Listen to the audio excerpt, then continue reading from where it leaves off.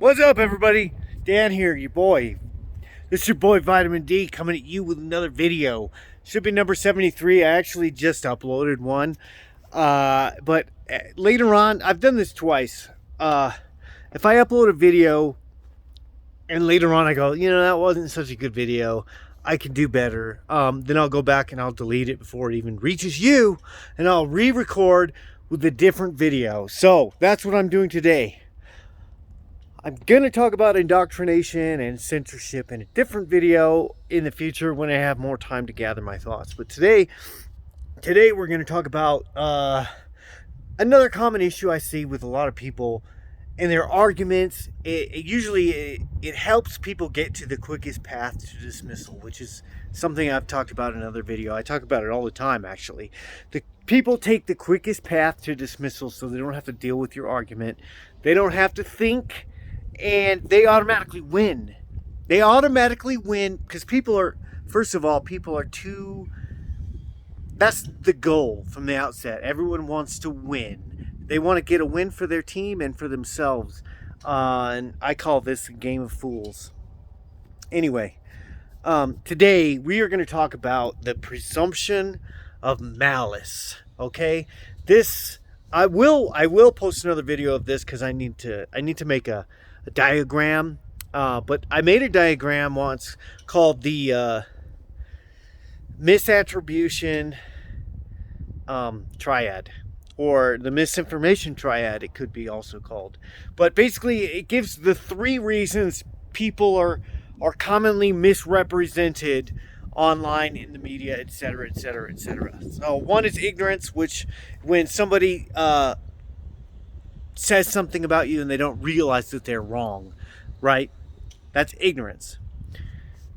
Another one is apathy, which is when somebody says something incorrect about a topic or you, and it turns out that they just didn't, maybe they know they're wrong, but they don't care enough to get the facts, or they don't care enough to retract their statement. They just let it go. Okay, oops.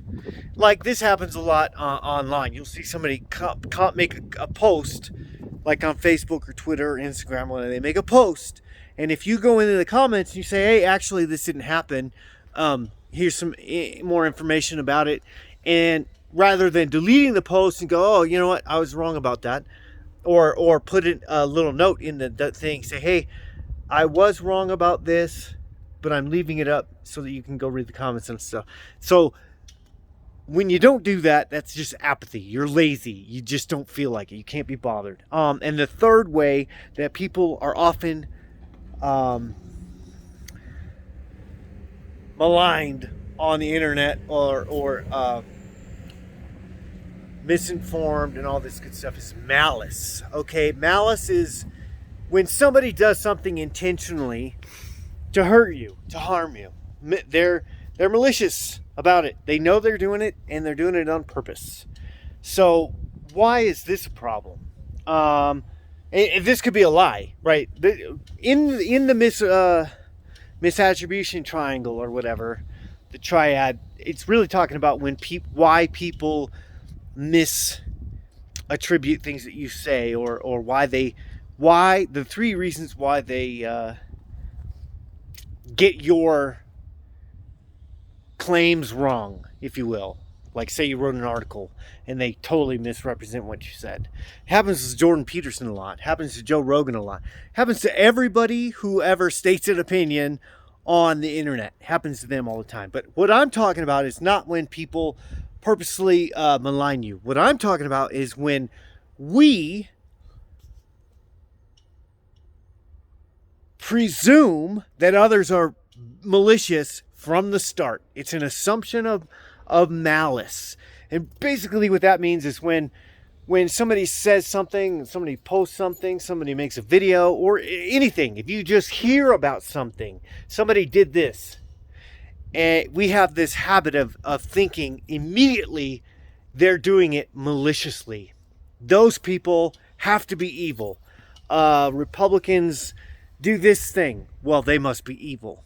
Democrats have made this decision, and everybody goes, well, that's because they're evil. They're purposely doing this because they hate so-and-so, or they just, right? It's the presumption of malice, okay? And when you do this, when you assume that people are doing something on purpose and they're doing it maliciously, they're to be mean, to be evil, because they're heartless. That's the most extreme. Why would you jump immediately to the most extreme case that could possibly be and skip? Oh, there's a garbage truck over there in case you guys wonder. Why would you do that and skip all the other possibilities, which are probably more likely to get to the end?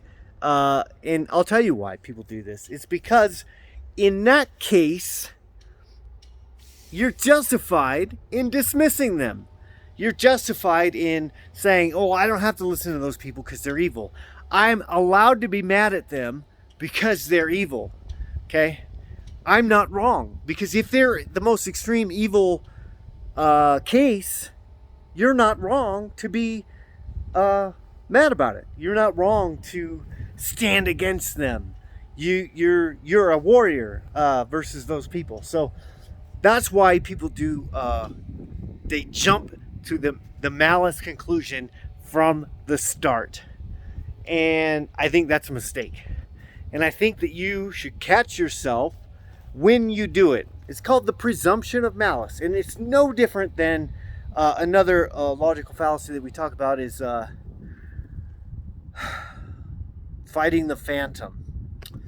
And what happens is you often start out from this place, this high octane place, and you end up wasting a lot of energy, especially if you turn out to be wrong. So if you go into a conversation with somebody presuming that they're malicious about whatever their statement is or whatever their intentions are, if you presume that and then you turn out to be wrong, you will have wasted a lot of time and energy in the process, and that's what we're trying to avoid. So be reasonable from the get-go. Don't make a lot of assumptions, especially stop presuming that people are malicious all the time, and carry on. Like and subscribe. I'll see you next time.